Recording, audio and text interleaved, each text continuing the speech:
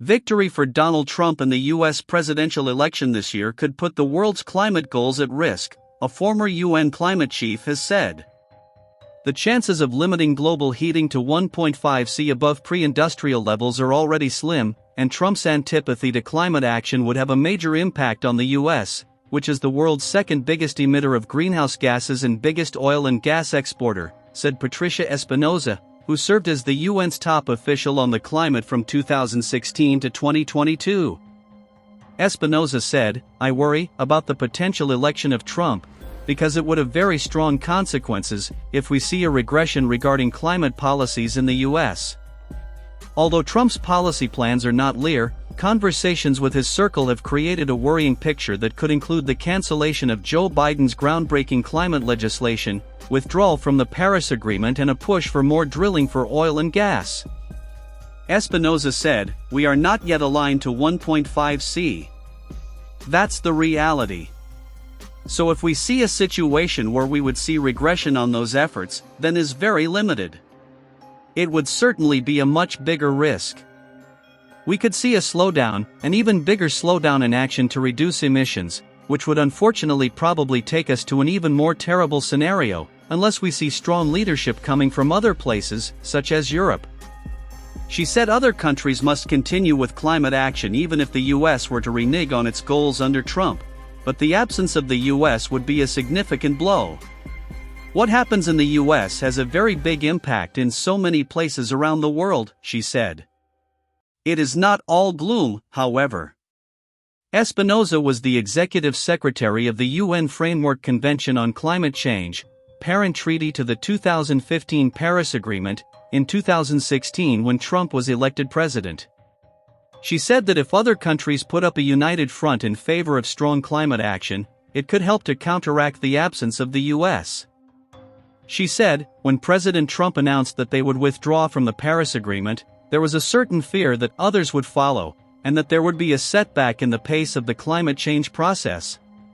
Not only did that not happen, but some countries that had not yet adhered to the Paris Agreement did so. If Trump were to take the U.S. out of Paris in a fresh term, she does not believe others would follow suit.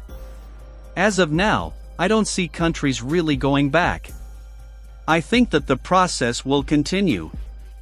On the contentious issue, particularly for the U.S., of climate finance, Espinosa said Biden was now facing difficulty in getting climate finance commitments through a hostile Republican Congress. She said, "We are seeing a lack of leadership, including in the big countries that can make contributions. In the U.S. I think there is a willingness, but there are also limitations. In the EU there has been a long period where they have been discussing the internal frameworks for climate finance. At the same time, we have been seeing a reduction of funds going in general to the global south, and very little is going to climate change.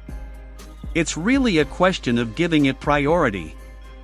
She is also concerned that too much of the focus of climate finance and efforts to reduce emissions so far has been on shifting from a reliance on fossil fuels to renewables. "We are now realizing that nature will make or break net zero. Decarbonizing the energy sector will not be enough," Espinosa said, calling for more emphasis on the role of nature, to halt deforestation and transform food production, which accounts for about a third of global emissions. The 1.5°C economy can only be achieved by ending deforestation and accelerating the transition to sustainable agriculture and food systems this decade. In 2024, most of the world's population will go to the polls in elections, in the US, Russia, India, the UK and scores of other countries. Climate action will be a contentious issue in many of these elections, as some parties are arguing for stronger policies based on stark scientific warnings, while others oppose such action.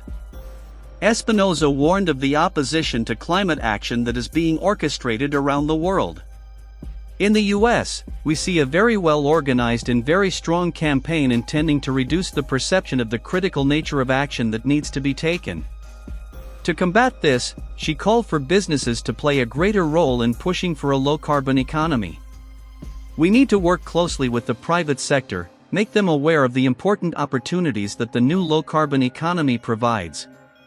There are profitable investments that protect nature and innovate technologies." What do you think? Tell us by commenting.